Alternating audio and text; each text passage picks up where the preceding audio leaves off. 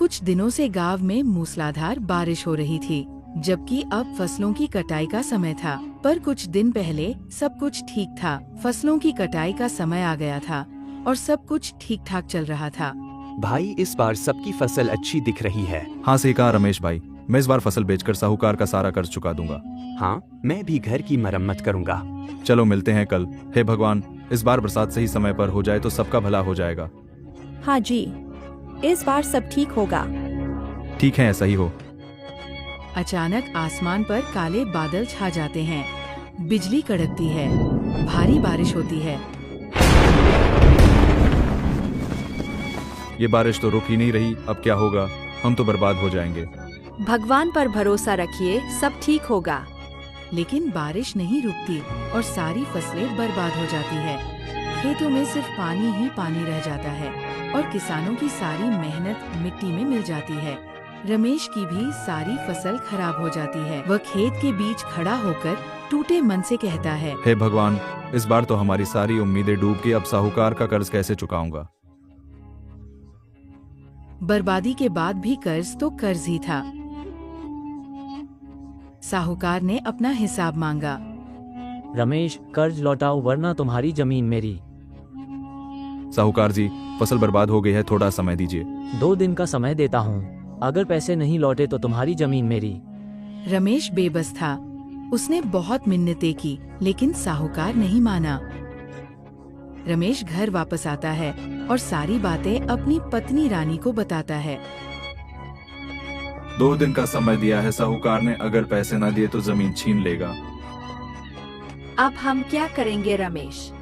यह घर, यह खेत ही तो हमारी सारी उम्मीद थे। रमेश चुपचाप बैठ जाता है। उसकी आंखों में आंसू छलक आते हैं। 2 दिन बीत जाते हैं और पैसों का इंतजाम नहीं हो पाता। मजबूर होकर रमेश अपनी जमीन साहूकार को दे देता है। अब ये जमीन मेरी हुई। देख लिया, कर्ज ना चुका पाए तो क्या होता है। रमेश चुपचाप वहाँ से चला जाता है। उसके कदम भारी हो चुके थे। जमीन छिन जाने के बाद रमेश के पास सिर्फ एक ही रास्ता बचा था, जंगल से लकड़ी काटकर बेचना। रमेश रोज लकड़ियाँ काटता और उन्हें बेचकर कुछ पैसे कमाता। एक दिन जंगल में लकड़ी काटते समय एक साधु आते हैं। बेटा, मुझे बहुत भूख लगी है।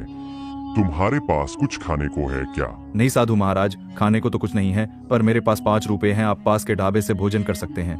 बेटा, तुमने अपने पास कुछ न होते हुए भी मेरी मदद की है। मैं तुम्हें एक राज बताता हूँ। इस जंगल में एक बाजार लगता है।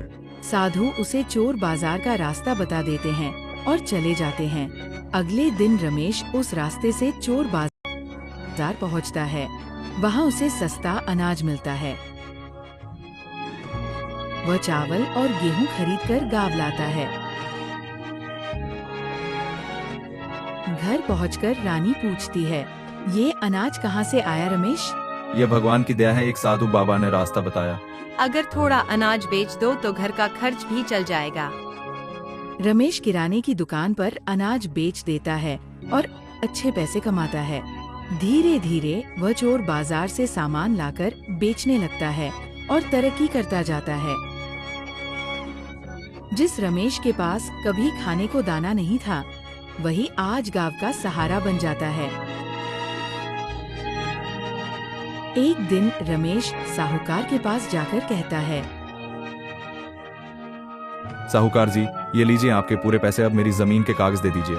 हाँ हाँ, क्यों नहीं। रमेश अपनी जमीन वापस पा लेता है, लेकिन साहूकार को शक होता है और वह चोर बाजार का पीछा करता है। अगले दिन चोर बाजार गायब हो जाता है। साधु रमेश से कहते हैं, अब यह बाजार किसी और जरूरतमंद की मदद करने चला गया है।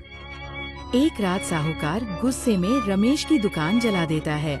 गांव के सरपंच उसे देख लेते हैं। अगली सुबह पंचायत बैठती है। साहूकार अपना अपराध स्वीकार करता है। सरपंच कहते हैं, साहूकार, तुम्हें रमेश की दुकान दोबारा बनवानी होगी और गांव के किसानों का आधा कर्ज माफ करना होगा। ठीक है। कहानी का अंत इस सीख के साथ होता है, अन्याय चाहे कितना भी बड़ा क्यों न हो, जब लोग एकजुट होते हैं तो सच्चाई की जीत और बुराई की हार तय होती है।